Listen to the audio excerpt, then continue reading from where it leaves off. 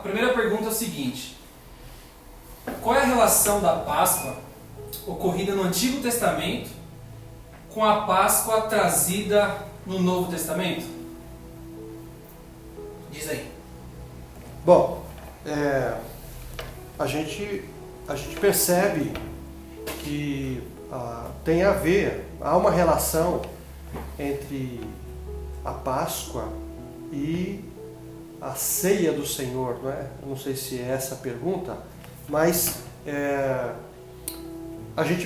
elas são semelhantes em vários aspectos. Por exemplo, o povo estava escravizado no Egito, o povo de Israel, não é? E Moisés foi a pessoa que Deus usou para libertar o seu povo lá do Egito. A gente vê aqui no Novo Testamento Jesus, o nosso Salvador, que foi enviado da parte de Deus para libertar e para perdoar os pecadores. Então, há uma relação. Alguns acontecimentos ali no Egito, por exemplo, né, na noite em que o anjo da morte passaria, a gente percebe ali o povo cumprindo a ordem de Deus, passando sangue nas portas. Então um cordeirinho teria que ser morto, não é? Outros elementos ali, por exemplo, naquela noite eles teriam que comer pão sem fermento, não daria tempo de comer pão fermentado, né? Demoraria e tal. Eles teriam que estar com as malas prontas, não é? Com a mochila nas costas. O povo teria que estar preparado para sair às pressas. A gente vê uma correlação, vamos dizer assim, na ceia do Senhor também. O Cordeiro de Deus, João disse que Jesus era o Cordeiro de Deus, ele foi morto, não é? O seu sangue nos tira o pecado, nos purifica de todo o pecado. Então a ira de Deus não vem mais sobre nós, pecadores. A questão do pão sem fermento, há uma simbologia interessante. O apóstolo Paulo disse que a gente agora tem que celebrar a ceia do Senhor, não é? Esse novo tempo, que é uma outra relação, né? Agora a nossa festa tem que ser uma festa diante do nosso Cordeiro, que é Cristo Jesus, sem o fermento da maldade, mas com os asmos da sinceridade. Então a gente vê figuras, não é?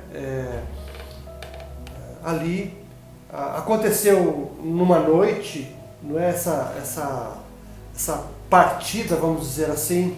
Jesus também foi à noite. A ceia ela foi comida, não é? Num lugar preparado. Lá no tempo de Moisés também, cada família tinha que comer o seu cordeirinho. As ervas amargas que lembrariam, na verdade, não é? Eles comeriam naquele dia para se lembrarem sempre do tempo da escravidão. Eu acho que tem uma relação também.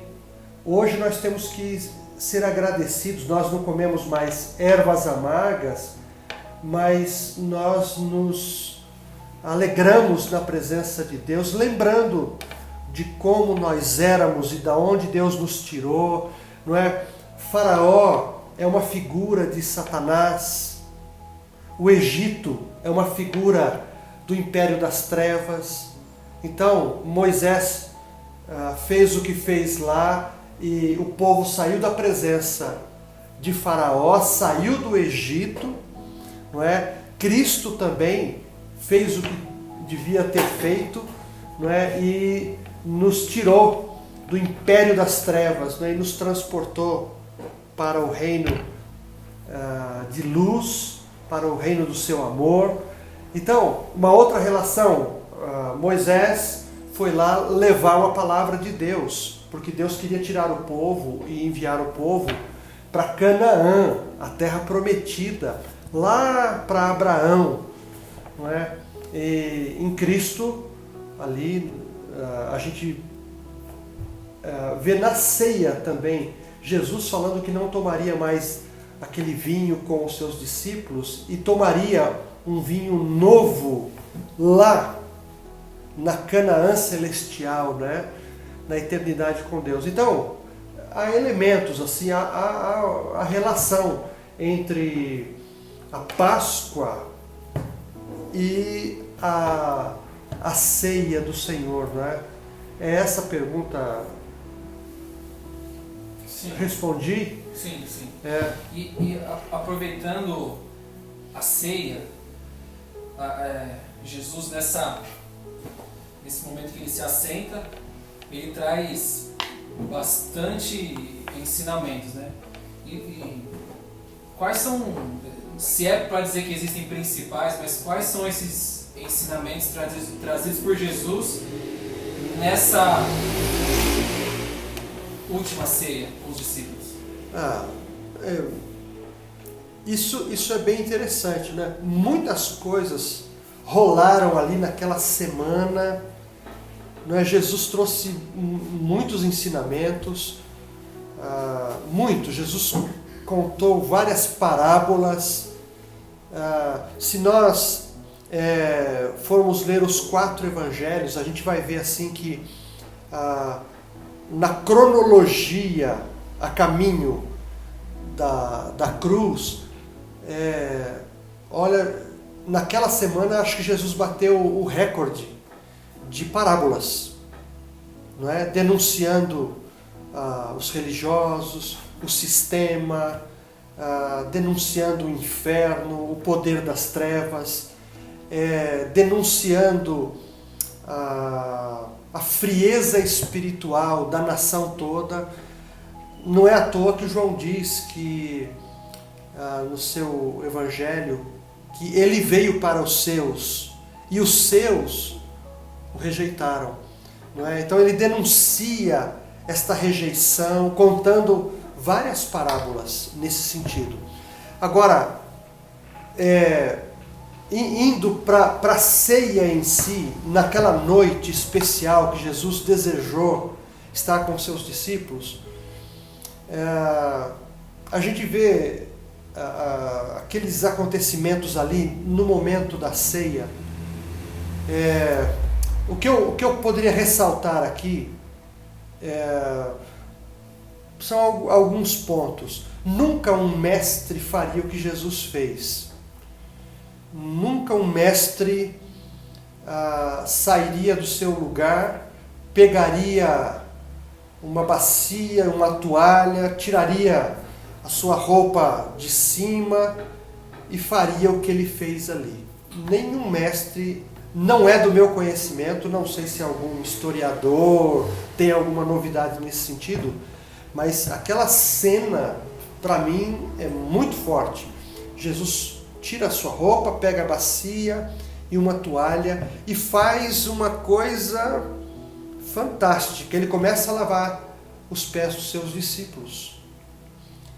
E aquilo me toca profundamente, porque o que a gente percebe é que muitos hoje,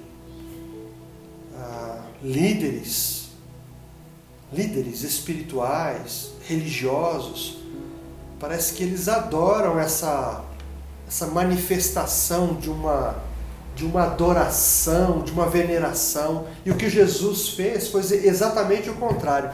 Então, eu vejo ali que Jesus marcou um novo tempo, não é? Um novo tempo naquela ceia.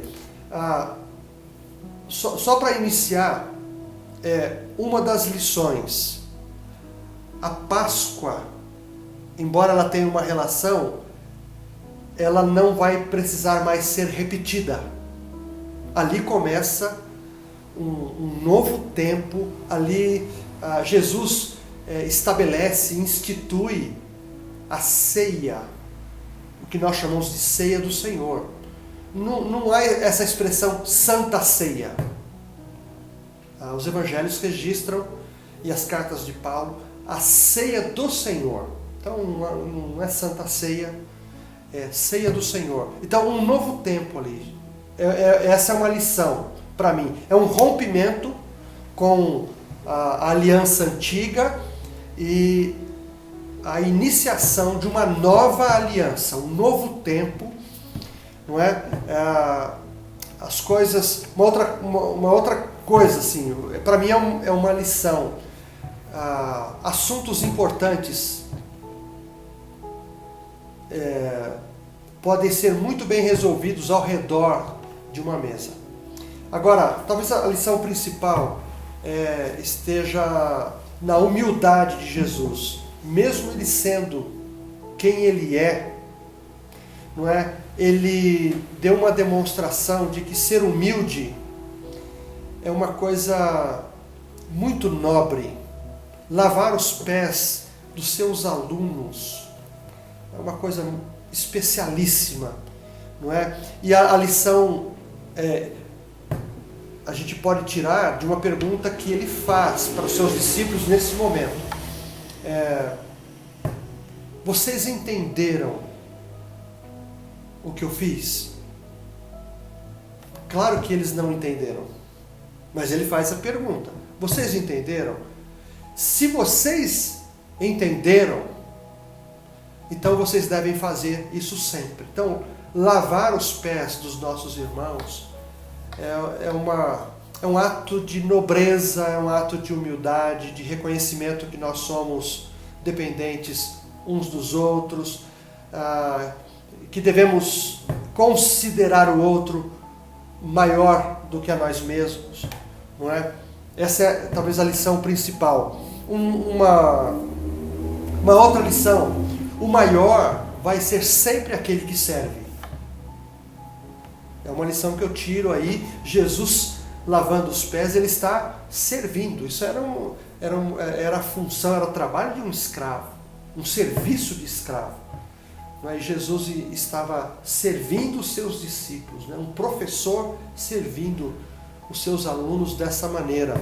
Uma outra lição que eu vejo justamente nessa ceia aí de Páscoa, Jesus demonstrando um amor, uma compaixão e chamando para cear, pense bem, um traidor, um negador, uma pessoa, um discípulo que ainda não tinha sua fé formada, abandonadores, porque depois do Getsemane, depois que eles saem daqui, vão para o Getsemane, quando os soldados aparecem lá para prenderem Jesus, todos o abandonam ali, não é? E é essa turma toda que está ceando com Jesus. Jesus desejou cear com esse tipo de gente, não é? Gente que, de certa forma, não merecia, mas assim, o amor não vai para esse lado, não encaminha, não olha o merecimento, não é? A condição. Jesus convidou o seu traidor para cear com ele, não é? Então, Jesus tem prazer, eu acredito, em cear com gente que está começando a caminhar, curiosos, aqueles que vão fracassar na sua caminhada, aqueles que vão abandonar, aqueles que vão negar, não é? Enfim. Então, eu vejo que esta ceia